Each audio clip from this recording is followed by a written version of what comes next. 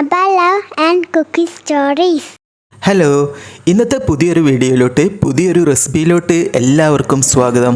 ഇന്ന് ഞാൻ നിങ്ങൾക്കായിട്ട് പരിചയപ്പെടുത്തുന്നത് കുത്തപ്പത്തിൻ്റെ റെസിപ്പിയാണ്. കുത്തപ്പം അല്ലെങ്കിൽ ഓട്ടട എന്നൊക്കെ നമ്മൾ മലബാറുകാർ പറയുന്ന ഒരു റെസിപ്പിയാണ് കേട്ടോ.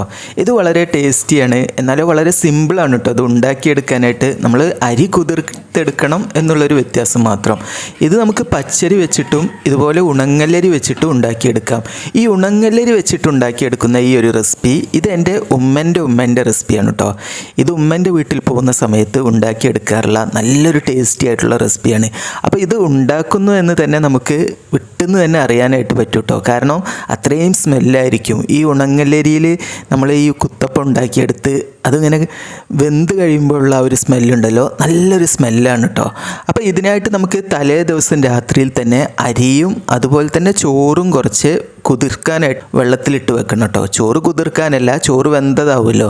അപ്പോൾ അതും നന്നായിട്ട് കഴുകി ഒരുമിച്ച് തന്നെ നമ്മൾ വെള്ളത്തിലിട്ട് വെക്കുകയാണ് ചെയ്യുന്നത്. എന്നിട്ട് അടുത്ത ദിവസം നമ്മൾ ഇതുപോലെ ആവശ്യത്തിനുള്ള വെള്ളം കൂടി ഒഴിച്ചു കൊടുത്ത് മിക്സിയുടെ വലിയ ജാറിലായിട്ട് ഇട്ട് കൊടുത്തിട്ട് ഇതുപോലെ ഇങ്ങനെ അരച്ചെടുക്കുകയാണ് ചെയ്യുന്നത്. പണ്ട് എൻ്റെ ഉമ്മൻ്റെ വീട്ടിൽ ഇതുപോലെയല്ല ചെയ്തിരുന്നത് കേട്ടോ. ഇതിങ്ങനെ ഉരലിലിട്ടിട്ട് ഇടിച്ചെടുക്കും. എന്നിട്ട് അടുത്ത ദിവസം രാവിലെ ഇത് നന്നായിട്ടൊന്ന് കലക്കി മാറ്റി വെക്കും. അതൊരു 2 മണിക്കൂർ നേരം ഇങ്ങനെ ഇതുപോലെ ഉമ്മൻ്റെ ഉമ്മ ഉണ്ടല്ലോ, അതായത് വല്യമ്മ, ഇതിങ്ങനെ കലക്കിയെടുത്തിട്ട് മാറ്റി വെക്കുകയാണ് ചെയ്യുന്നത്. എന്നിട്ട് ഒരു 2 മണിക്കൂറൊക്കെ കഴിഞ്ഞിട്ട് രാവിലെ നേരത്തെ എണീറ്റ് ഇത് ചെയ്യും.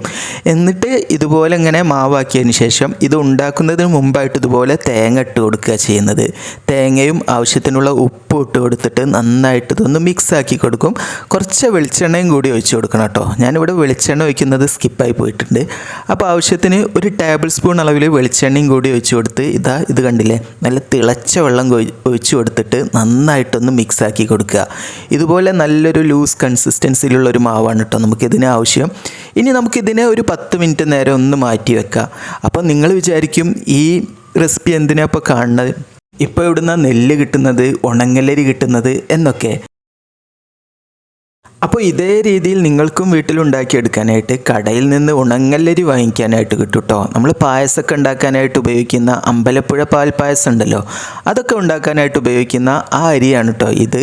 അപ്പോൾ ഇത് നന്നായിട്ട് ഈ ഒരു പരുവത്തിലാക്കി മാവാക്കിയിട്ട് ഞാനൊരു 10 മിനിറ്റ് നേരം ഒന്ന് മാറ്റി വെക്കുന്നുണ്ട് കേട്ടോ. 10 മിനിറ്റ് കഴിഞ്ഞിട്ടാണ് ഞാനിത് ഉണ്ടാക്കിയെടുക്കാനായിട്ട് പോകുന്നത്.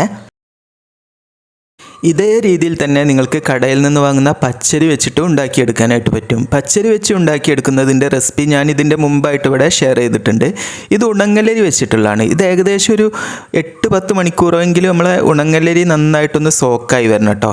അപ്പോൾ ഇനി നമുക്ക് ഈ ഓട്ടട ചട്ടി നന്നായിട്ട് ചൂടായതിന് ശേഷം ഇതുപോലെ മാവ് ഒന്ന് മിക്സാക്കി എടുത്ത് ഇതുപോലെ ഒഴിച്ചു കൊടുക്കുക. എന്നിട്ട് അതൊന്ന് മൂടി വെക്കുക. മൂടി വെച്ച് ഏകദേശം ഒരു 1.5 മിനിറ്റോളം നമ്മൾ ഇതിനെ ഒന്ന് വേവിച്ചെടുക്കണം കേട്ടോ. 1.5 മിനിറ്റ് കഴിഞ്ഞാൽ നമുക്കിത് ഓപ്പൺ ആക്കി എടുക്കുക. എന്നിട്ട് വെന്തോന്ന് നോക്കുക. ഇത് കണ്ടില്ലേ, 1.5 മിനിറ്റ് കഴിഞ്ഞിട്ട് ഞാനിത് ഓപ്പൺ ആക്കി എടുത്തിട്ടുണ്ട്. നന്നായിട്ട് തന്നെ നല്ല രീതിയിലായി കിട്ടിയിട്ടുണ്ട്. ഇത് കണ്ടോ, പെട്ടെന്ന് തന്നെ നമുക്കിത് അടർന്ന് വരും. ഇതിങ്ങനെ ഓപ്പൺ ആക്കി എടുക്കുന്ന സമയത്ത് നല്ല സ്മെല്ലാണ് കേട്ടോ. അപ്പോൾ ഈ ഒരു രീതിയിലാണ് കേട്ടോ നമ്മുടെ കുത്തപ്പം അല്ലെങ്കിൽ ഓട്ടട ഉണ്ടാവുക. ഇത് നമുക്ക് ചെറുപയർ, കടലക്കറി, ചിക്കൻ കറി, ബീഫ് കറിൻ്റെ കൂടെ ഒക്കെ സെർവ് ചെയ്യാനായിട്ട് നല്ലൊരു ഓപ്ഷനാണ്. ഒരു ഓട്ടട കഴിഞ്ഞ് അടുത്തത് ഉണ്ടാക്കിയെടുക്കുന്നതിന് മുമ്പായിട്ട് നമ്മൾ ഈ ചട്ടി നന്നായിട്ടൊന്ന് ഒരു തുണി കൊണ്ട് തുടച്ച് മാറ്റി വെക്കണം കേട്ടോ.